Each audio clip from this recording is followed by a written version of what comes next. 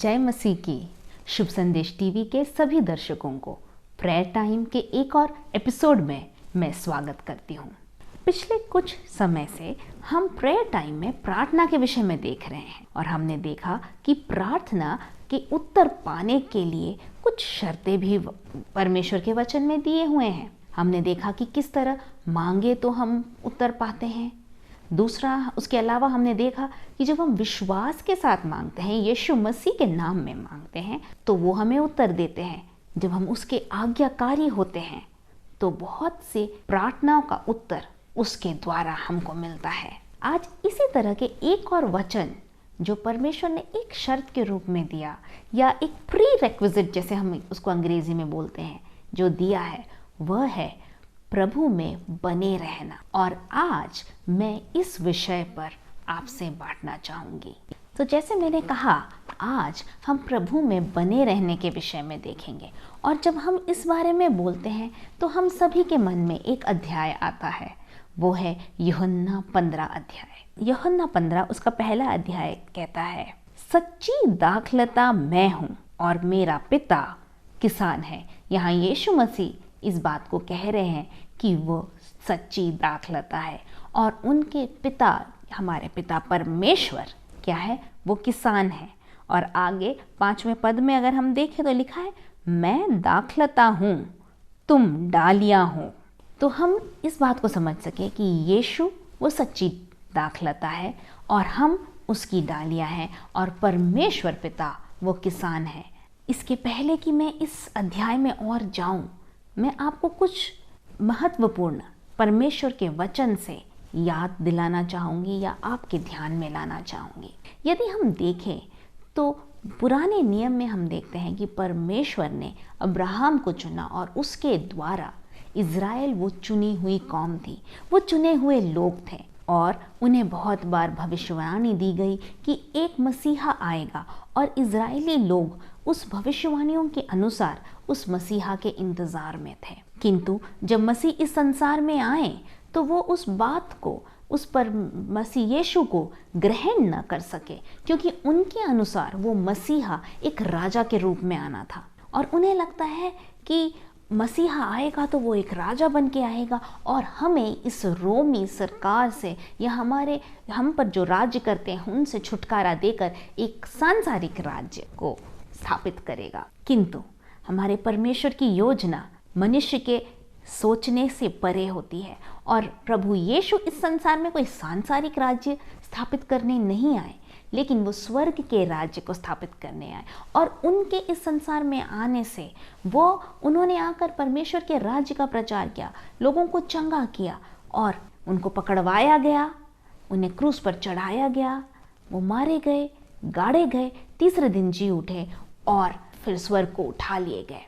लेकिन सबसे बड़ी बात ये थी, जिन लोगों के लिए वो मसीहा इस संसार में आया, वो इज़राइली, वो चुनी हुई कौम जिनके लिए मसीहा इस संसार में आया, उन्होंने ही उसे ठुकरा दिया।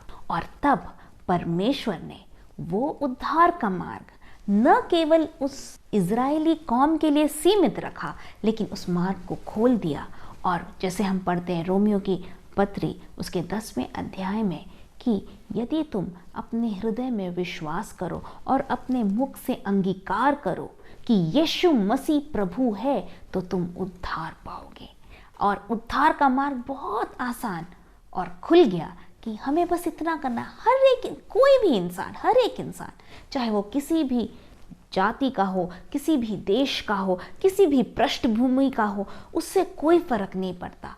हर इंसान के लिए प्रभु ने वह मार्ग खोल दिया। हमें बस इतना करना है कि हमें अपने हृदय में विश्वास करना है, अपने मुंह से अंगीकार करना और उसे अपने हृदय में ग्रहण करना है, अपने प्रभु के रूप में, ये मानते हुए कि हम पापी हैं और हमारे पापों के बलिदान के लिए यीशु क्रूस पर चढ़ाए गए।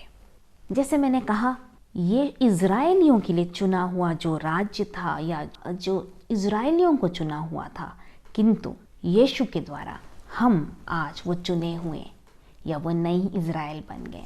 और इसके विषय में पौलुस एक अलग ढंग से लिखता है। रोमियो की पत्री 11 उसका 17 पढ़ें तो ऐसा लिखा है, पर यदि कुछ डालियां तोड़ दी गई और तू जंगली जैतून होकर उनमें साटा गया और जैतून की जड़ की चिकनाई का भागी हुआ है, तो डालियों पर घमंड न करना, और यदि तू घमंड करे तो जान रख कि तू जड़ को नहीं परंतु जड़ तुझे संभालती है।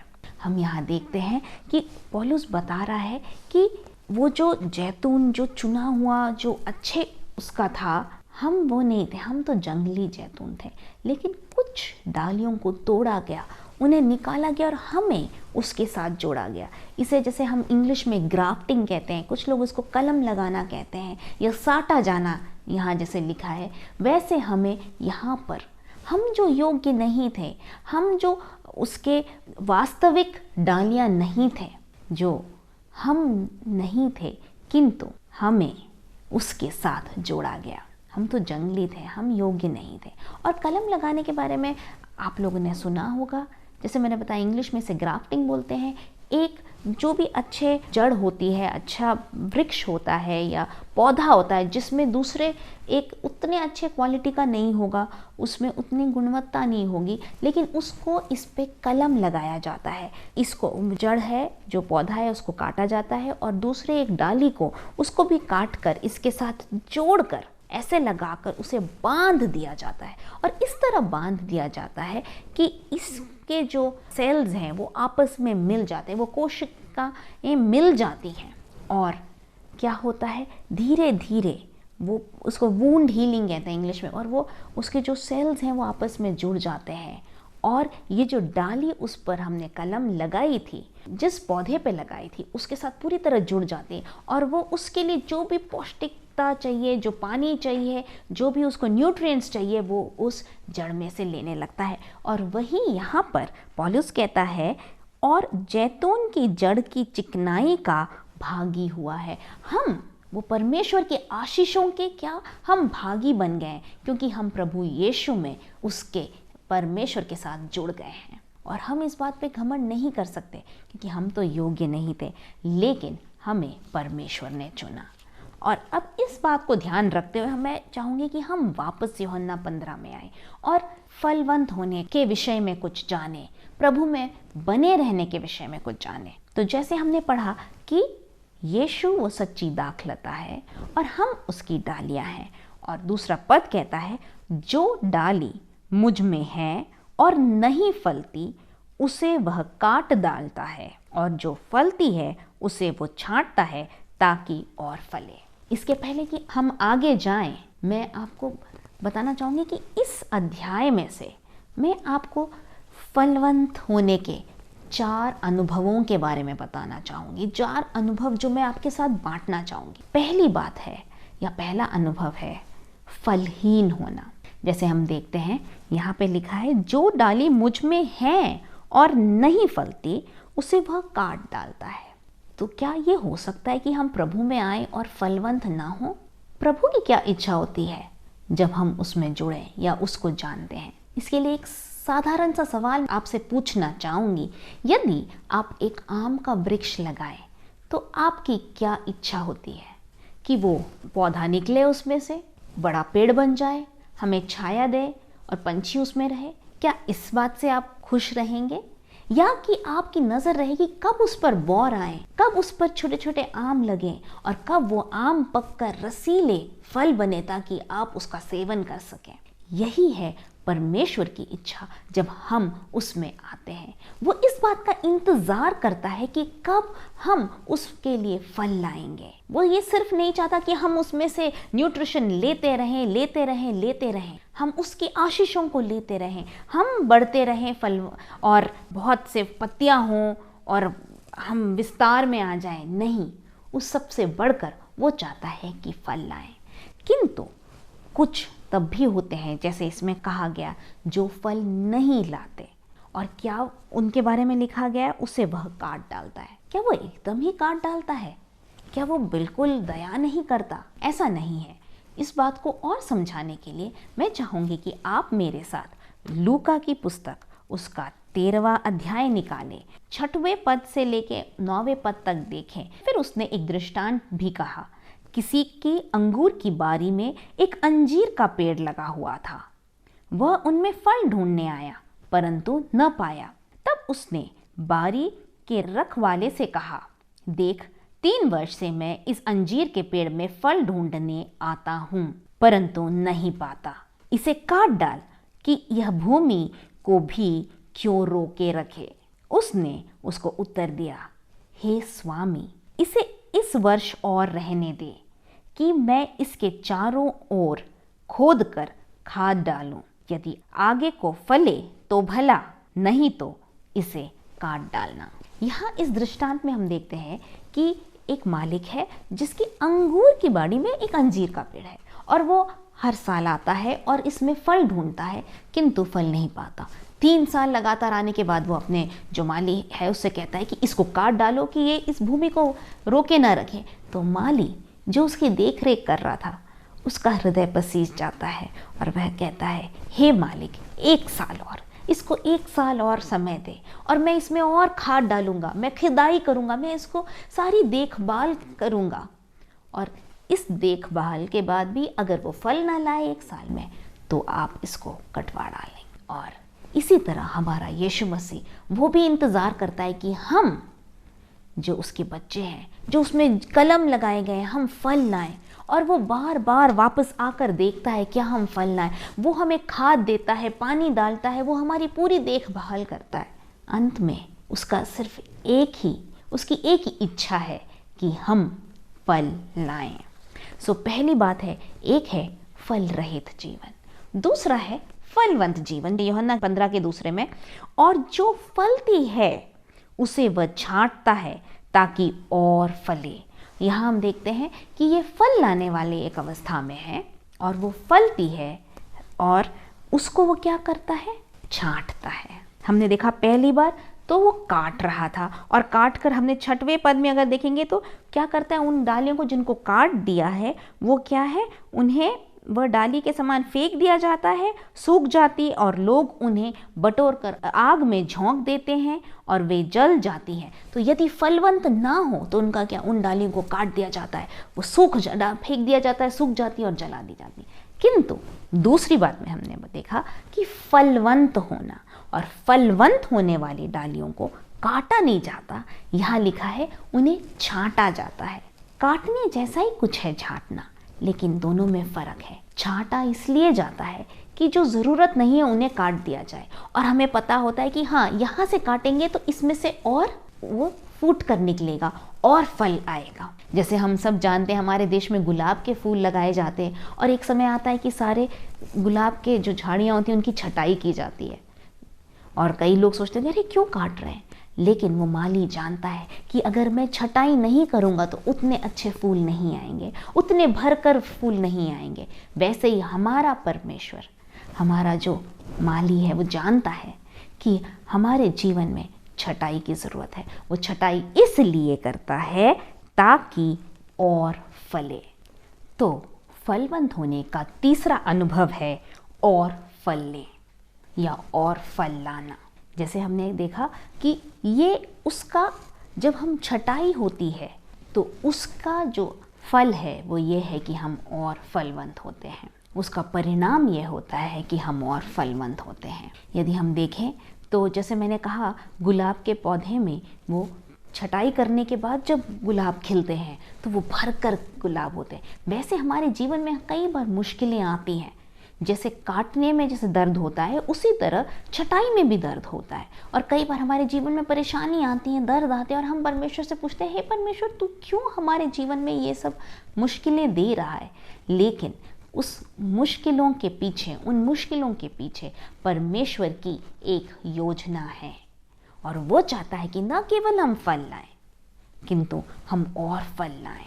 और चौथा जो स्तर जिसके बारे में मैं आपके साथ बांटना चाहूँगी, चौथा जो अनुभव है वह हम देख सकते हैं 5वें पद में। यहाँ लिखा है, मैं दाखलता हूँ, तुम डालियाँ हो, जो मुझ में बना रहता है और मैं उसमें, वह बहुत फलता है, क्योंकि मुझसे अलग होकर तुम कुछ भी नहीं कर सकते।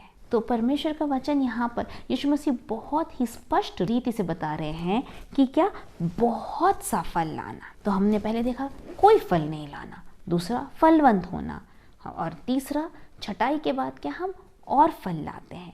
लेकिन प्रभु यीशु की इच्छा हमारे जीवन में क्या है? बहुत सा फल लाने की इच्छा है। और उसी बात को हम 8वें पद में भी पढ़ सकते हैं, मेरे पिता की महिमा इसी से होती है कि तुम बहुत सा फल लाओ, तब ही तुम मेरे चेले ठहरोगे। मतलब प्रभु ने वो स्तर बढ़ा दिया है हमारे लिए, जो उसके चेले कहलाते हैं, कि हम बहुत सा फल लाएं। हमें सिर्फ खुश नहीं होना है कि हाँ मैं थोड़े बहुत तो फल ला रहा हूँ, हमें लेकिन हर बार हमारे अंदर ये इच्छा होनी चाहिए कि प्रभु मैं बहुत सा फल लाऊं तुम्हारे लिए। और परमेश्वर के वचन यूहन्ना 15:16 में ये लिखा हुआ है, तुमने मुझे नहीं चुना परंतु मैंने तुम्हें चुना और तुम्हें नियुक्त किया कि तुम जाकर फल लाओ। और यहाँ फल लाओ, बहुत सा फल लाने की इच्छा मतलब से है, और तुम्हारा फल बना रहे, कि तुम मेरे नाम से जो कुछ पिता से मांगो वह तुम्हें दे।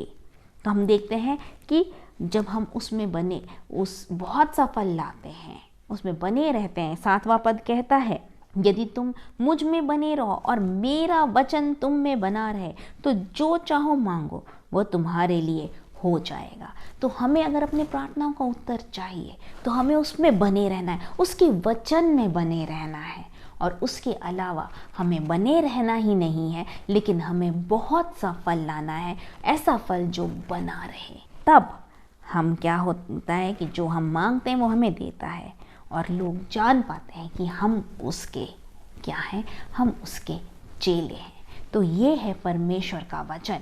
यहाँ पर जो प्रभु बता रहे हैं कि उसमें बने रहें, प्रभु में बने रहें, प्रभु के प्रेम में बने रहें, प्रभु के वचन में बने रहें, विश्वास में बने रहें। और वो तभी होगा जब हम उससे जुड़े रहें।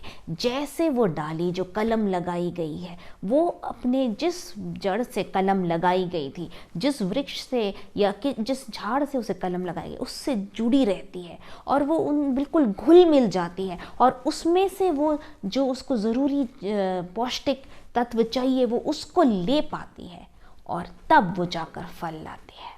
वैसे ही हमें प्रभु में बने रहना, उसके साथ चिपके रहना है, बने रहना है।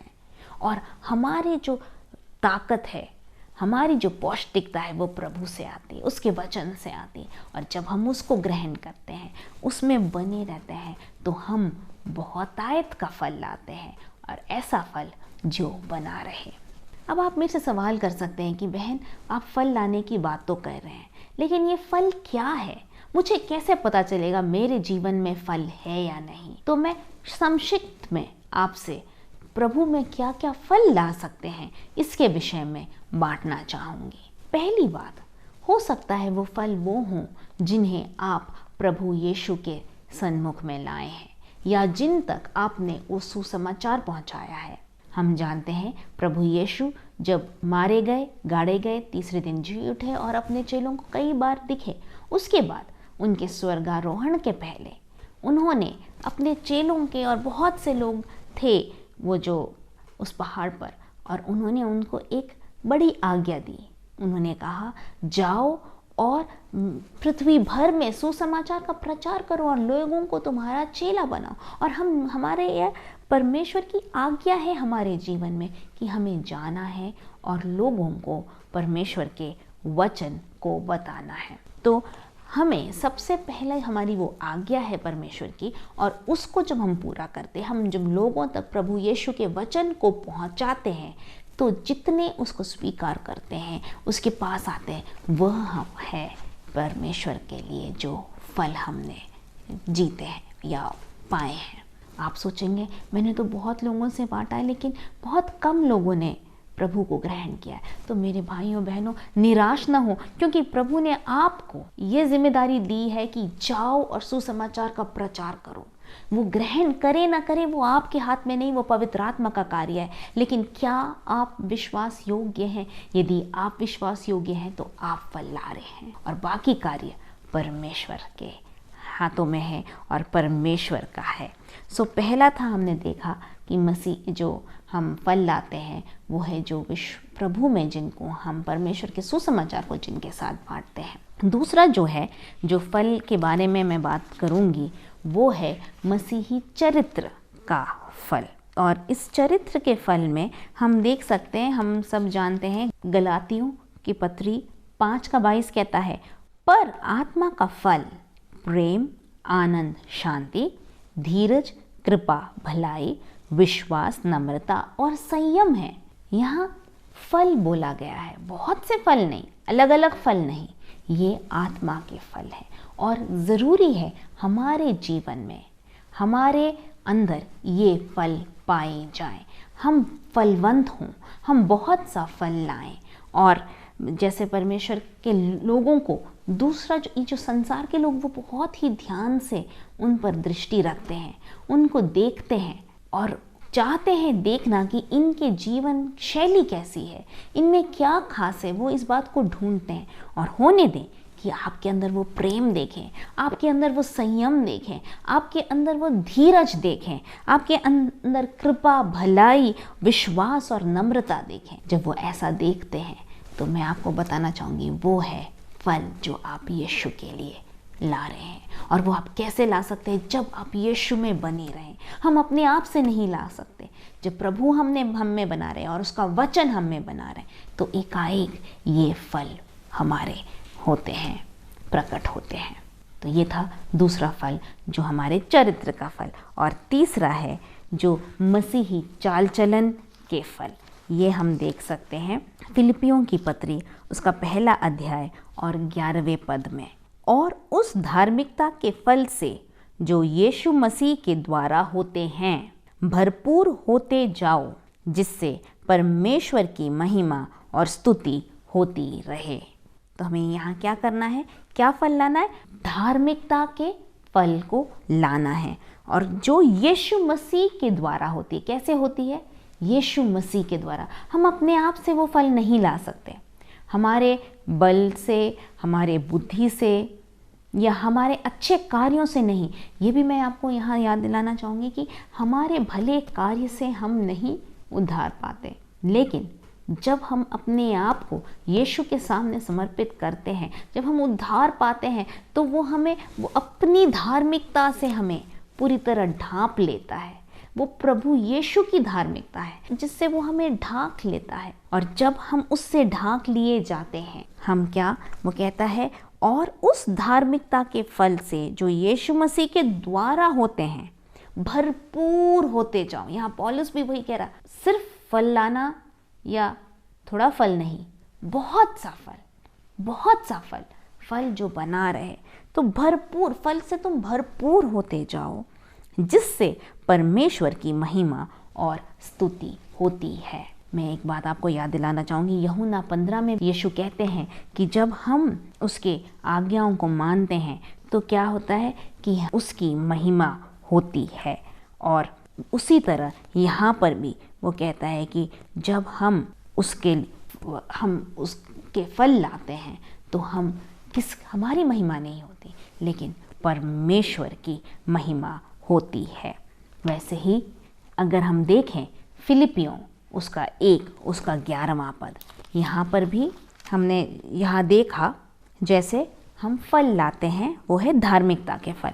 और अब कुलोसियों की पत्री उसका 1 अध्याय 10वां पद देखें तो यहाँ लिखा है, ताकि तुम्हारा चाल चलन प्रभु के योग्य हो और वह सब प्रकार से प्रसन्न हो और तुम में हर प्रकार के भले कामों का फल लगे और तुम परमेश्वर की पहचान में बढ़ते जाओ। यहाँ पर क्या है? हमारे चाल चलन में क्या है? हमारा चाल चलन किस तरह हो? प्रभु के योग्य, उस यीशु के योग्य हो। जिस यीशु को हमने पहना हुआ है उसके योग्य होने पाए हमारा चाल चलन। और इसमें हमें सब प्रकार से प्रसन्न हो और तुम हर प्रकार के भले कामों का फल तुम में लगे। भले कामों का फल। बहुत से लोग सोचते हैं कि मैं भले कामों के द्वारा उद्धार पाऊंगा, मेरे अच्छे कामों के द्वारा मैं उद्धार पाऊंगा, या जब तक मैं एक अच्छा मनुष्य न बन जाऊं, मैं यीशु के करीब नहीं जा सकता। लेकिन मेरे भाइयों और बहनों, मैं आपको याद दिलाना चाहूँगी, आपके भले कार्य आपको नहीं बचा सकते। यीशु के पास आने के लिए आपको एक भला मनुष्य बनने की ज़रूरत नहीं है। जब आप यीशु के पास आते हैं, जब उसके लहू से आप धोए जाते हैं, तो आपको वो शुद्ध करता है और फिर वो भले काम के फल आपके जीवन में दिखने लगते हैं। यीशु के द्वारा आप भले काम करने लगते हैं, लेकिन बिना यीशु के जब आप भले काम करते हैं तो वो आपको स्वर्ग राज तक नहीं पहुंचा सकता, वो आपको उद्धार नहीं दिला सकता। और यही यहाँ लिखा है, पौलुस कहता है, और तुम में हर प्रकार के भले कामों का फल लगे और तुम परमेश्वर की पहचान में बढ़ते जाओ। हमें परमेश्वर के पहचान में बढ़ते जाना है। इस तरह हमने देखा 4 फलवंत के अवस्थाएं हैं, अनुभव हैं कि हम फल रहित रहें, फलहीन हों और फल लाएं, और बहुतायत का फल लाएं जो बना रहे। और उसी तरह फल हमने जो परमेश्वर के राज्य के लिए लोगों को जीता, वो हो सकता है, हमारे चरित्र में हो सकता है, और हमारे कार्यों से, हमारे जो चाल चलन से हो सकता है। तो आइए इस समय अपने आँखों को बंद करें और परमेश्वर से मांगें कि प्रभु, हम आप में बने रहें। यदि हम उसमें बने रहेंगे और वो हम में बना रहेगा, उसका वचन हम में बना रहेगा, तो हम जो मांगेंगे वो हमारे प्रार्थनाओं का उत्तर देगा। आइए प्रार्थना करें। स्वर्गीय पिता परमेश्वर, आपको धन्यवाद देते हैं प्रभु इस समय के लिए। प्रभु धन्यवाद आपके वचन के लिए। प्रभु, हम आप में बने रहना चाहते हैं और बनकर न केवल फल लाना, लेकिन बहुतायत का फल लाना चाहते हैं। ऐसा फल जो बना रहे, जो हमारे चाल चलन में प्रभु जी, जो हमारे चरित्र में दिखे प्रभु जी, जो हमें देखें प्रभु, आपको हमारे अंदर देखने पाए प्रभु जी। इस समय प्रभु, जितने आपके वचन को सुन रहे हैं, उनको आपके चरणों में लाती हूँ प्रभु जी। होने दें कि जो भी उनकी ज़रूरत है, बहुत से अपनी ज़रूरतों को लेके आए प्रभु जी। बहुत से परेशान हैं, चिंता या भय से ग्रसित हैं प्रभु जी। बहुत से प्रभु जी, उनके घरों में अलग अलग प्रॉब्लम्स हैं। हो सकता है नौकरी नहीं हो प्रभु जी, हो सकता है आर्थिक समस्या से होकर गुजरे, कर्ज में डूबे हो प्रभु जी। प्रभु जी, हो सकता है कोई शारीरिक बीमारी में हो और ऊपर डॉक्टर की रिपोर्ट कहती है कि उनकी तबीयत ठीक नहीं है, उनके लिए आशा नहीं है। लेकिन यीशु के नाम में हम उस रिपोर्ट को कैंसिल करते हैं और यीशु के नाम में हम उनके जीवन में जीवन बोलते हैं, बहुतायत का जीवन बोलते हैं। हालेलुया। प्रभु, हम धन्यवाद देते हैं कि आप चंगा करने वाले परमेश्वर हैं। हालेलुया। प्रभु जी, मैं उनके लिए विनती करती हूँ जो बुद्धि मांग रहे हैं पढ़ाई के लिए प्रभु जी, और जिन्होंने अपने एडमिशन्स के लिए वेट कर रहे हैं प्रभु जी, जो छात्र वेट कर रहे हैं प्रभु, ऐसे जितनी भी ज़रूरतें हैं उनको सब सुनिए और पूरा करिए। आप में लोग दृढ़ होने पाए, होने दे आपके बच्चे, आपके लोग आप में बने रहें और बहुतायत का फल लाएं प्रभु जी। सब आपके आदर के लिए और आपके महिमा के लिए होने पाए। इस विनती को यीशु के मीठे और मधुर नाम में मांगती हूँ, सुनिए और ग्रहण करिए। आमीन आमीन। आशा करती हूँ कि आप हमें ज़रूर अपनी प्रार्थना के विषय भेजेंगे। हमारे स्क्रीन पर दिखाए हुए नंबर पर आप कॉल कर सकते हैं और परमेश्वर आपको आशीषित करें।